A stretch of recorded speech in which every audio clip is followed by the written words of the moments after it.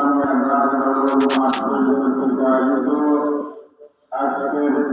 ৪৪তম বার্ষিক প্রধান ও পাবলিক প্রধান অনুষ্ঠানের পক্ষকার অধিবেশনের জনাব সদর ইজলাস উপস্থিত হযরত উলামায়ে কেরাম,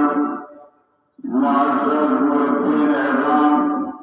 বিশেষ করে আমার আত্মীয় এলাকার প্রাণ প্রিয় যুবক ও ছাত্র ভাইয়েরা,